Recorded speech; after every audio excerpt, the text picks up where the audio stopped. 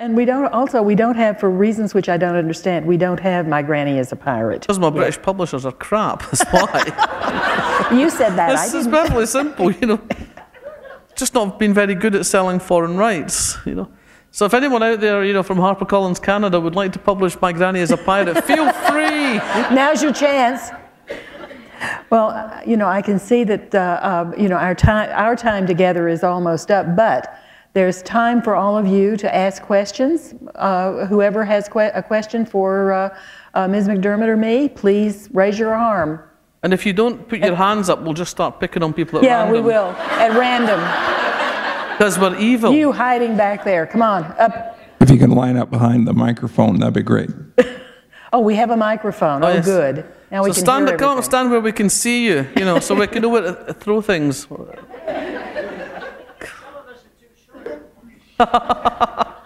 That's okay, we can hear you. You can stand up where you are. We can adjust the microphone if you're too short.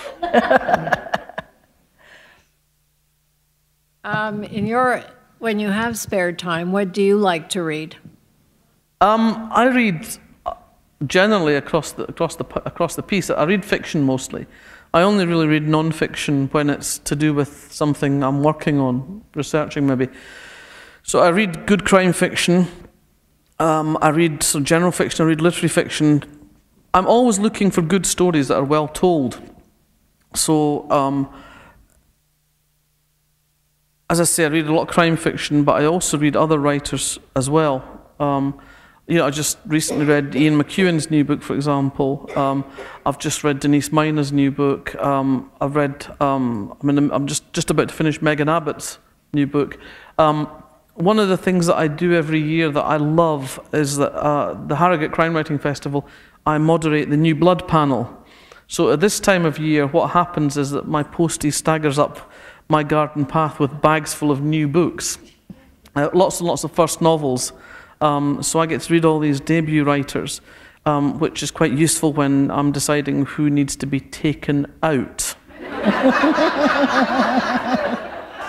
But it gives me kind of first dibs on a lot of really interesting writers, and so some of the most exciting writers I've come across in recent years have included Attica Locke, a young American writer, Belinda Bauer, S.J. Watson.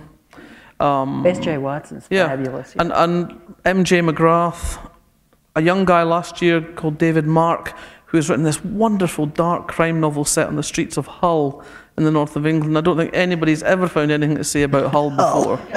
But it's a really, really interesting debut novel. So that for me is one of the great joys. I love the chance to encounter fresh new voices at the start of their careers and you know, try and pick out who I think is going to be somebody that we'll all be reading for a long time to come. I think this genre is so exciting at the moment, isn't it? And there are so many talented writers coming through.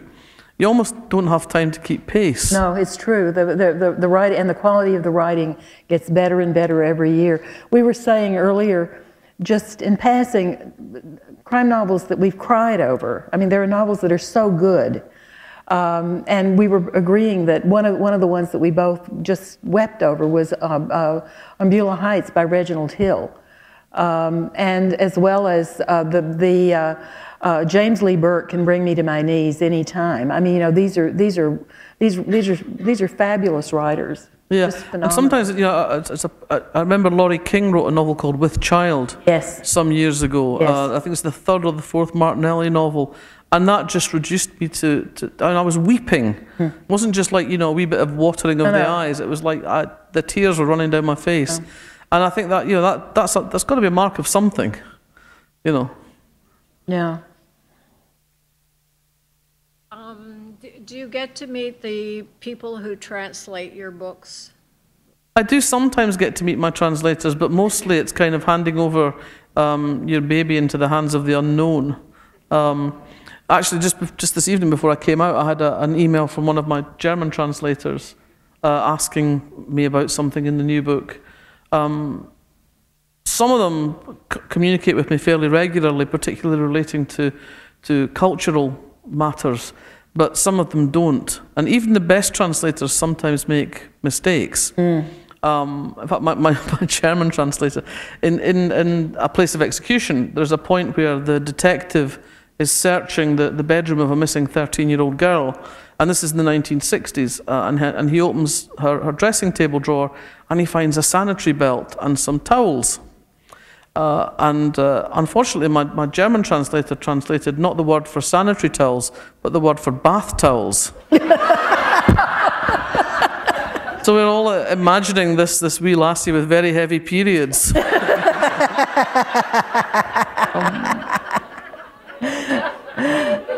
But you are entirely reliant on your friends who speak those languages telling you if there's a mistake.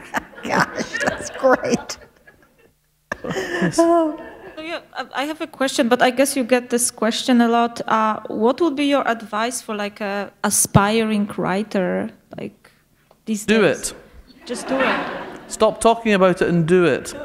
I think the most important thing you can do, I mean, all joking apart, is set aside some time that is sacrosanct, that is your writing time.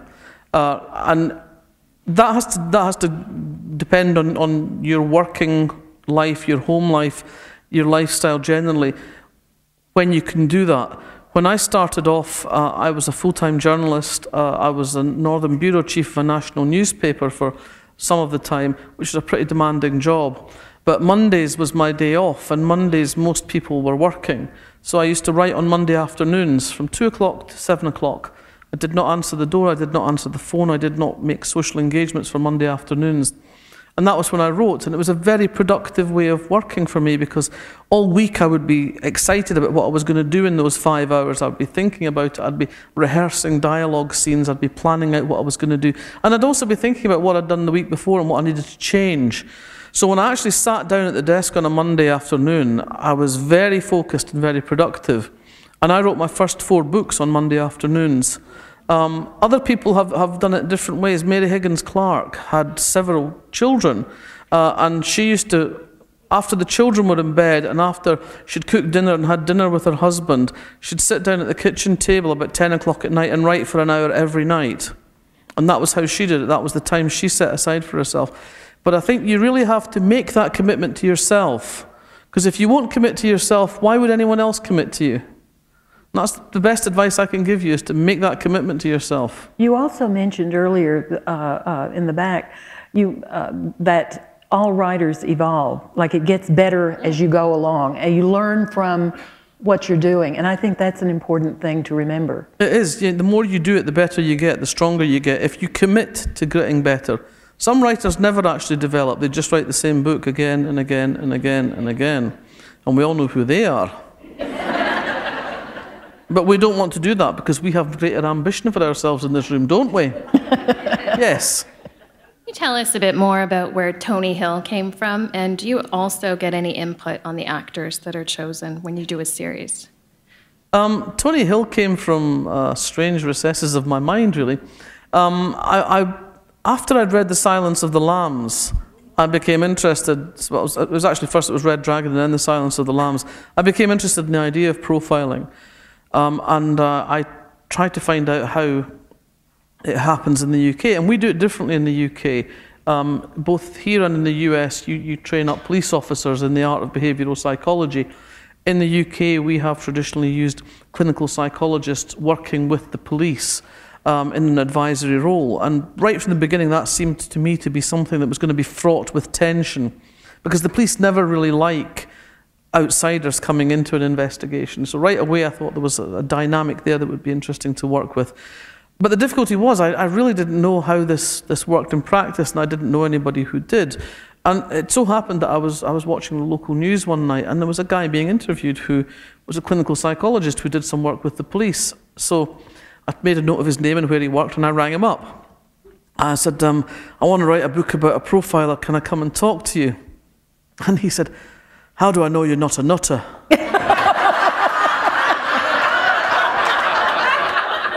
Oh, it's a fair question. So I said, well, how about if I send you a couple of my books and you can decide? So I sent him a couple of the Kate Brannigan books, and I heard nothing for a couple of weeks. And then the phone rang one day, and he said, "Hi, it's me." He said, "I read your books." He said, "My wife read your books. We've decided you're not a nutter." So he agreed to meet me for lunch, and we had lunch, and we got on very well. And he talked me through, essentially, how he drew up a profile for the police. And that essentially became Tony Hill's working method. We met a few times after that, and he actually took me subsequent to the place that he worked, which was a secure mental hospital. I was slightly anxious about whether I was going to get out, but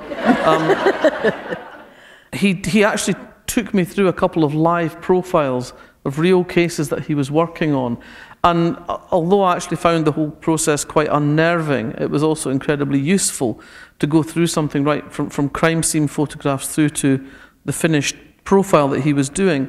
And I thought it was incredibly generous of him to share that with me. And he's continued to be very generous over the years with his advice. So the Tony Hill method comes from what he took me through all those years ago. I did acknowledge him in the first couple of books in the acknowledgements, but after that he said to me, he rang me up and said, "Could you leave my name out the books in future?" And I was a little bit concerned because I thought, maybe I had done something that had upset him professionally. And I said, "Have I got something wrong? Has it been an embarrassment to you?" And he said, "No," he said, "it's not that." He said, "It's my wife." He said, "She's fed up with the people at work saying to her, 'So, can your mic not get it up?'"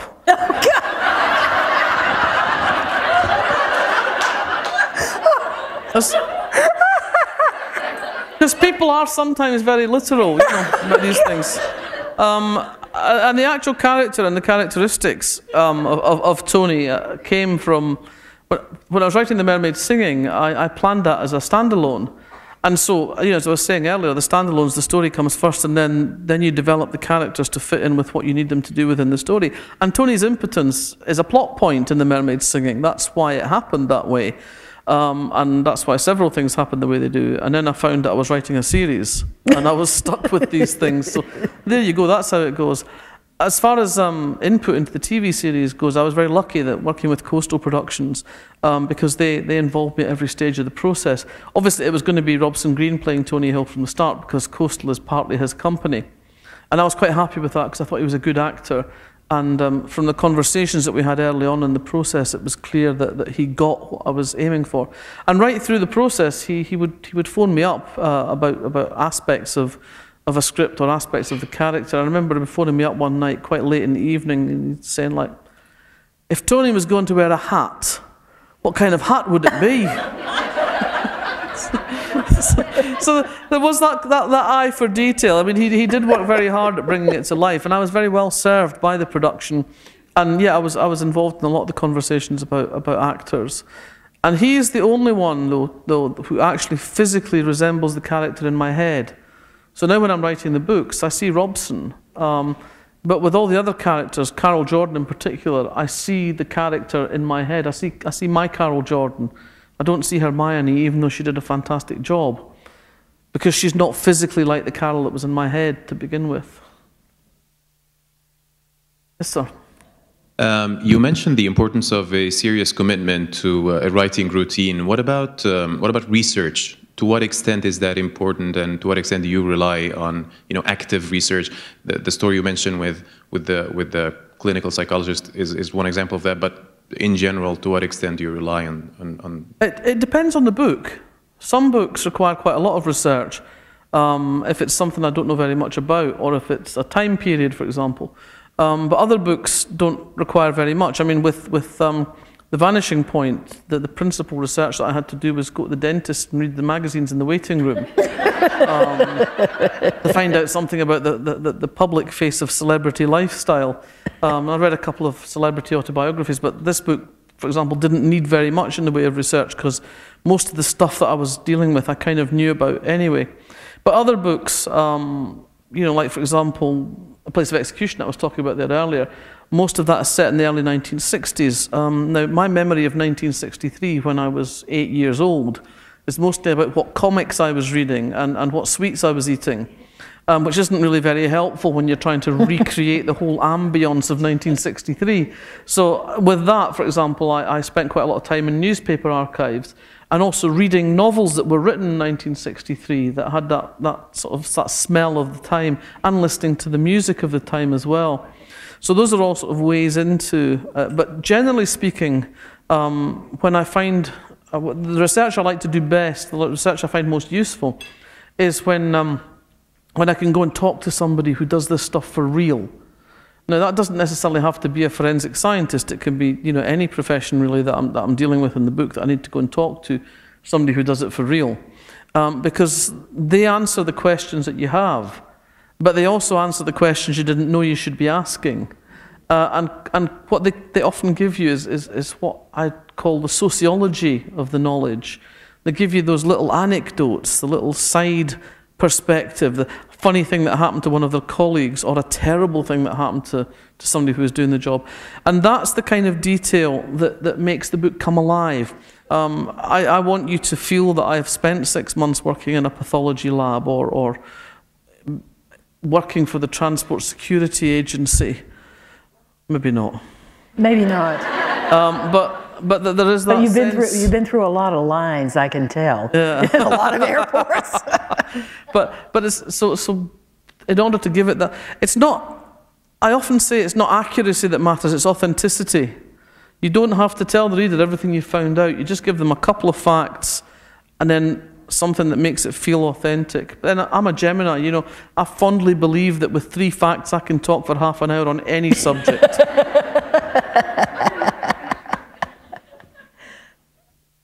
Do we have anybody else? They've all gone shy. They've gone shy. I find that hard to believe in Canada. I do too. Oh, well. With all that good Scottish blood out there. There's nobody getting up to give us a song. Well, I, for one, have had a wonderful time. Thank you so much. Thank you. Thank you.